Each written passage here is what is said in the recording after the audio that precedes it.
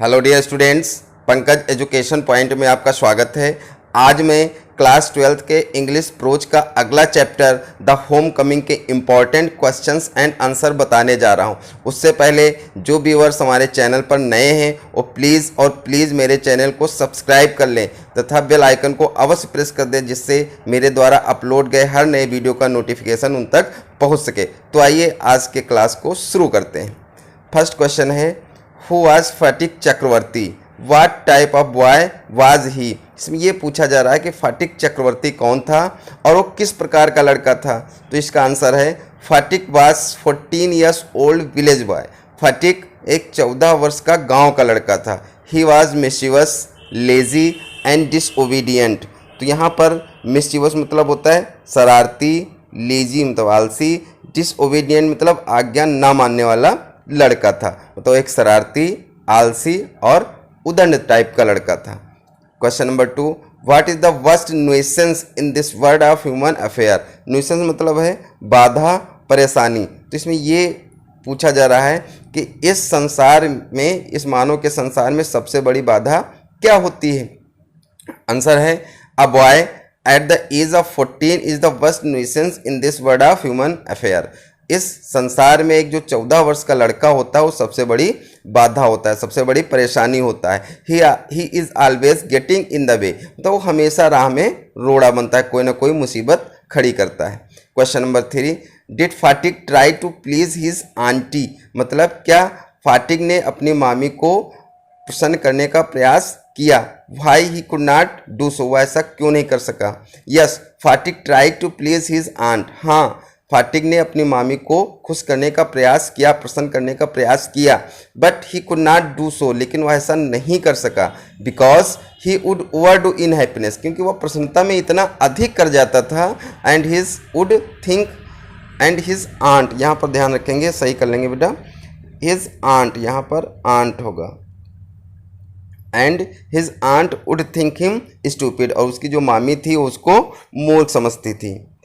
Next, what is the only paradise for a boy of 14। तो एक 14 वर्ष का लड़का होता है, उसके लिए स्वर्ग क्या होता है। तो इसका आंसर है for a boy of 14 his own home is the only paradise. तो जो 14 वर्ष का लड़का होता है उसके लिए उसका घर ही उसका स्वर्ग होता है।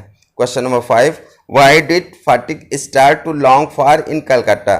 तो फाटिक कलकत्ता में किस चीज़ की इच्छा प्रकट करने लगा, किस चीज़ की चाह करने लगा। Answer, Phatik started to long for going back his home. मतलब फाटिक ने अपने घर वापस जाने की इच्छा करना शुरू कर दिया। He started think his mother, मतलब वो अपनी माँ के बारे में सोचने लगा। हिज कंपेनियंस, अपने साथियों के बारे में सोचने लगा। द रिवर बैंक, उस नदी के किनारे के बारे में सोचने लगा। Where he wandered all day long, जहाँ पर वो दिन भर घूमा करता था। एंड ग्लोरियस मीडो, और उन शानदार हरे भरे चरागाहों के बारे में सोचने लगा, मैदान के बारे में सोचने लगा। Where he would fly his kite, जहाँ पर वो दिन भर अपनी पतंग उड़ाया करता था।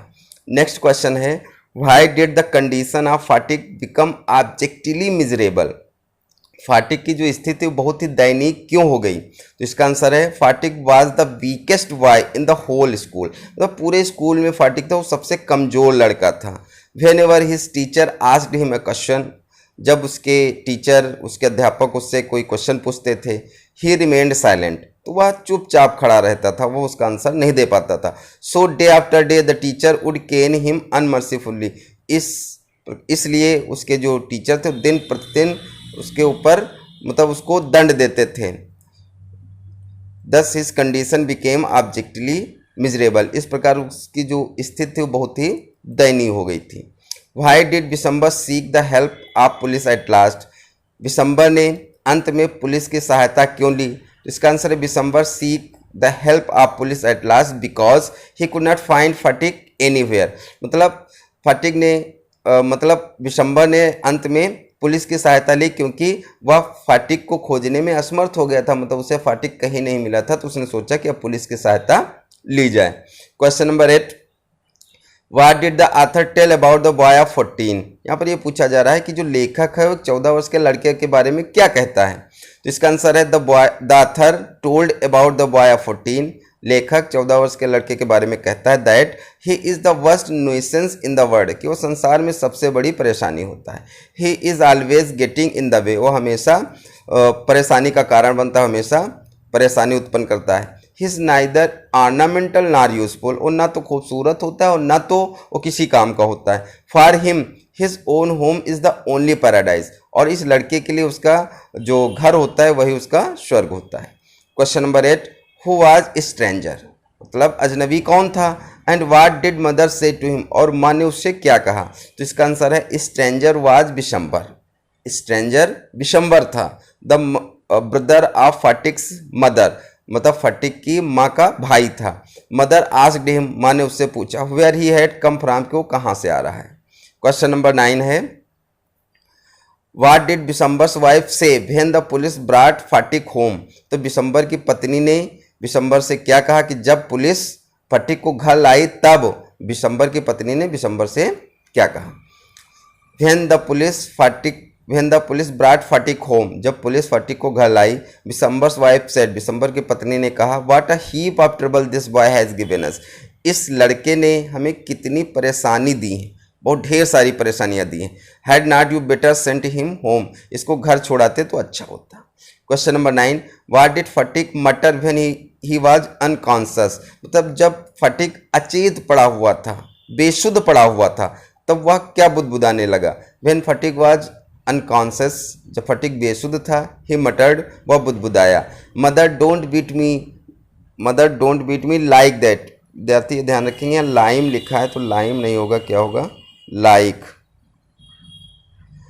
Mother don't beat me like that, mother I am telling the truth, तो उसने कहा माँ मुझे इस तरह से मत पीटो, माँ मैं सच बोल रहा हूँ। नेक्स्ट है why did Bishambar send for his sister, तब बिशंबर ने अपनी बहन को क्यों बुलवाया। Bishambar send for his sister because he knew well that Phatik wanted to see his mother, Bishambar ने अपनी सिस्टर को बुलवाया क्योंकि वो अच्छी तरीके से जानता था कि फटिक अपनी माँ से मिलना चाहता है, फटिक अपनी माँ को देखना चाहता है। नेक्स्ट है व्हाट डिड फटिक से विदाउट सीइंग एनीबडी, बिना किसी को देखे हुए फटिक ने क्या कहा। तो इसका आंसर है फटिक विदाउट सीइंग एनीबडी, फटिक सेड, बिना किसी को देखे हुए फटिक ने कहा mother the holidays have come, माँ छुट्टियाँ आ गई, माँ छुट्टियाँ आ गई। इस प्रकार इसमें से इस चैप्टर के क्वेश्चन आंसर समाप्त होते हैं और मिलेंगे अगले वीडियो में एक नया टॉपिक लेकर के। थैंक्स।